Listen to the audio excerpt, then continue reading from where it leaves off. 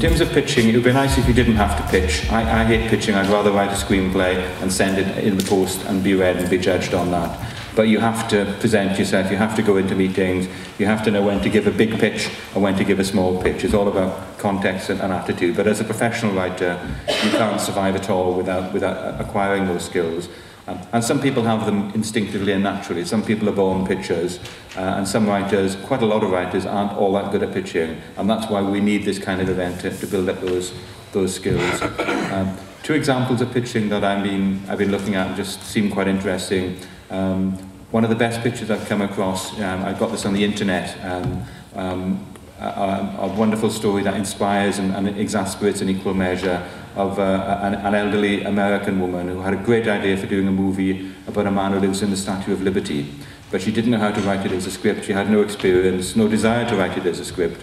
But she managed to get a meeting in a Hollywood studio. She pitched Man Lives in the Statue of Liberty. They optioned it. She got $100,000, and then they paid a writer to write it. That's my dream. Just one meeting and you get paid. My other example of what I would call the minimal pitch, the pitch minimal, is Aaron Sorkin's pitch for The West Wing. Aaron Sorkin, as I think all of you know, was the screenwriter of The Social Network, which is a wonderful, rich and complex film.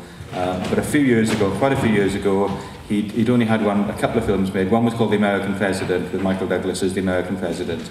And on the basis of that, Aaron Sorkin got a meeting with a guy called John Wells, who's a television writer-producer, and it was lunch. And Aaron Sorkin didn't really want to write for television, fancied the idea of lunch, turned up for lunch, but it wasn't lunch, it was John Wells, plus the head of the studio, plus agents. There was an army of people, and they said, Aaron, what's your pitch for the TV series you want to do? And rather than saying, as I would have done, I haven't got an idea, and I don't want to work for TV, he said, like that, I want to do a series about White House staffers. And then he stopped, and they looked at him, and they said, yes, okay, we'll do that. And that's how the West Wing works. So sometimes less is more. Can I just ask, Hugo, in the first instance, why do writers have to pitch? Why can't we just send our scripts and our treatments in and not have to leave the house? I think one of the obvious reasons is the reason that writers really don't want to do that is because there is the possibility of having to change what they've written.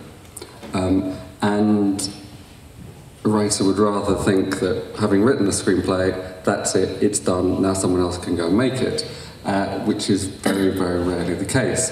And the thing about pitching is the thing about knowing the story and being able to sum it up and be able to tell it in an encapsulated form. If you can do that, then actually you can rewrite it because you know your story and whatever faults are in the script to begin with can be corrected. If actually you can't tell your story, then all you've got is what's on the page, and it's kind of like what Albie said about that bad pitch. There's no room for change because they don't know the story. Caroline, do you find there's a strong difference between a writer coming in and pitching to you and a director? Do you treat it in a different way? Do you have different expectations? I mean, a lot of my experience actually has been writer-directors coming in and pitching. I mean, especially at Warpex, we worked a lot with writer-directors.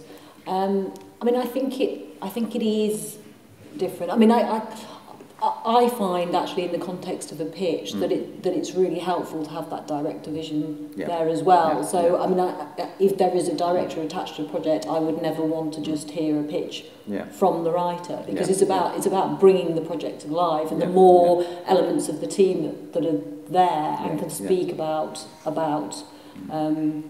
their their own area of expertise. I think the more it can come alive. I mean, I think with writers, you tend to get more into the discussions about the mechanics of the story rather than obviously the kind of the notion of what the finished film is going to be like.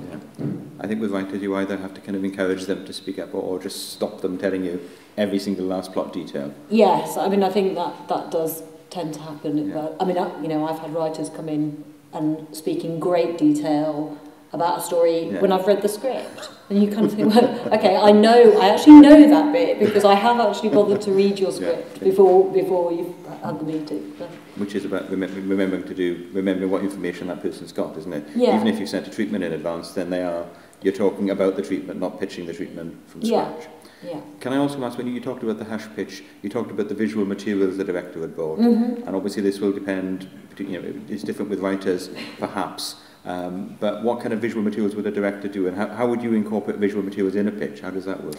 I mean, I think what that particular director had done was create a mood reel, which I think can be really effective. Can you explain how a mood reel works? I mean, he'd used not work that he'd created himself, but he'd basically taken clips from other films that he felt were relevant.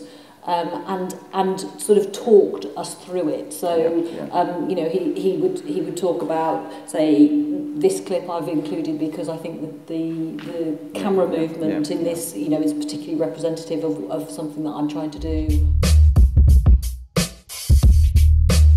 What I'm going to give you is my kind of headlines of what's worked for me.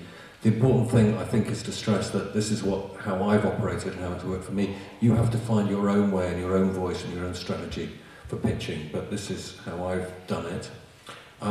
Probably number one, and you've got to say this a million times, but I think certainly I don't want to... The story is king. The story is king. That's what we do. That's everything that we do day by day. That's what our industry is about. That's what we're all about, is we're storytellers, we're yarnsters, and it's making the story come to life, making it work, making it grip, building anticipation. That's the most important thing that we do. There are real subtleties in the way that you pitch a story, because in a way, and there are no rules about it, sometimes the story is so strong. Aaron Sorkin talking about I want a White House staffers is immediately attractive. Sometimes the story just tells itself very simply, and you can do that, but it's not always the case.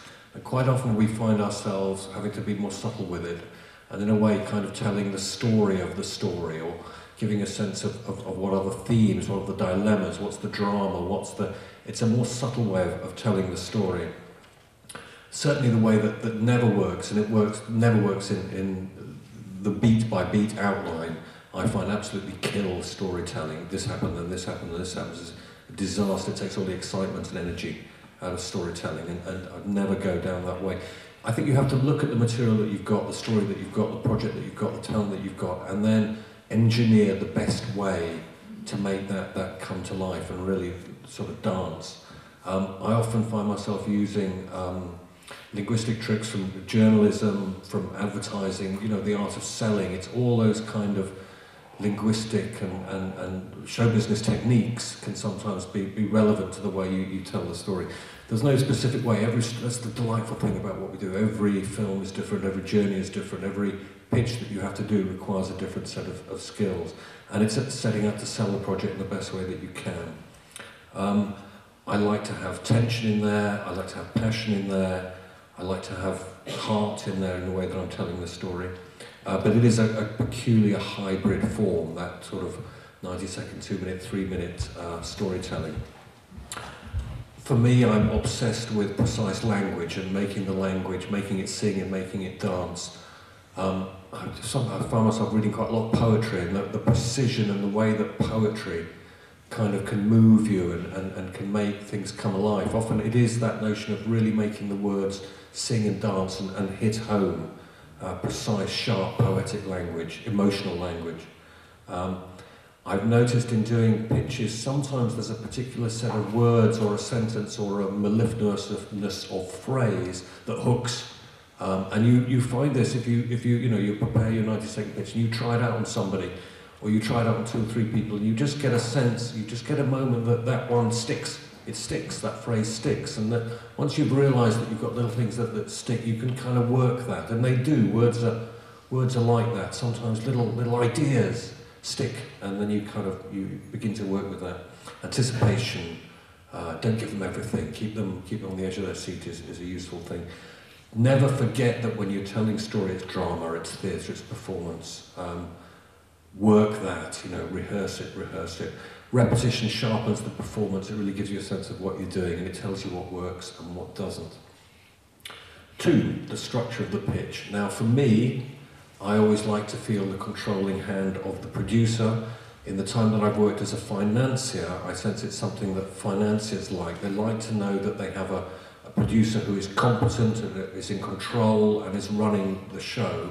And certainly the way that I approach it is I approach the project of the pitch as a kind of theatrical director. I like to feel in charge.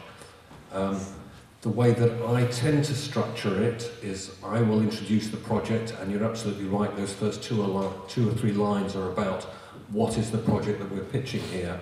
The phrase that I like to use, I like to have a whiff of cordite in there, just the smell of something dangerous or sexy or hot.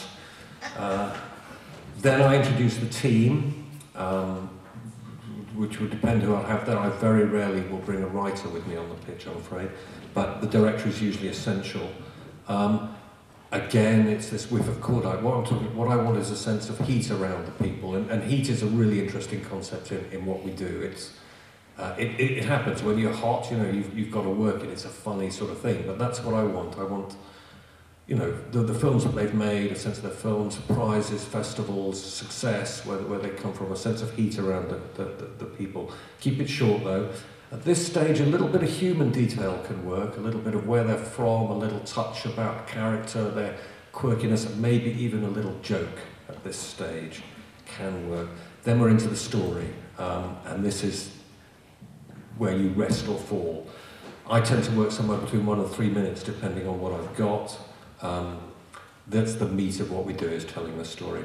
Do you mean the story bit itself is 3 minutes, up to 3 minutes? That's what I tend to work, yeah.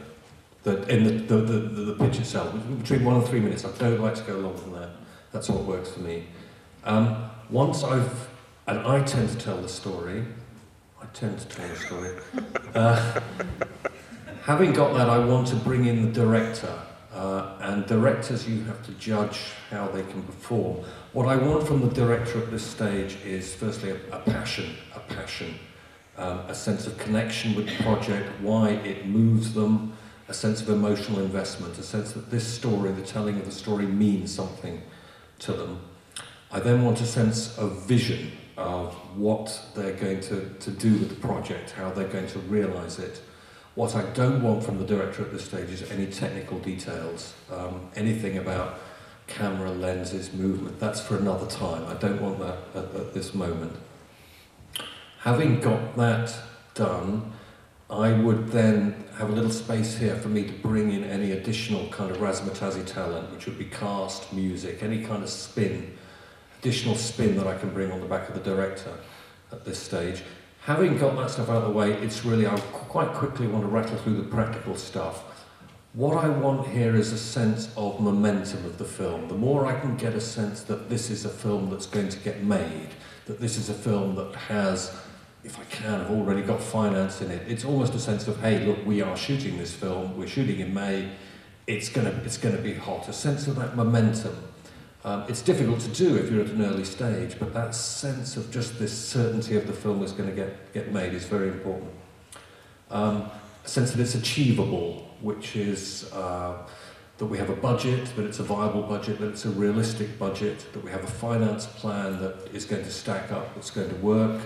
A sense of schedule. Financiers always like to know when you're shooting and crucially when you're going to deliver. And just a sense of the strategy and the plan, of the kind of the engineering, and that it kind of makes sense.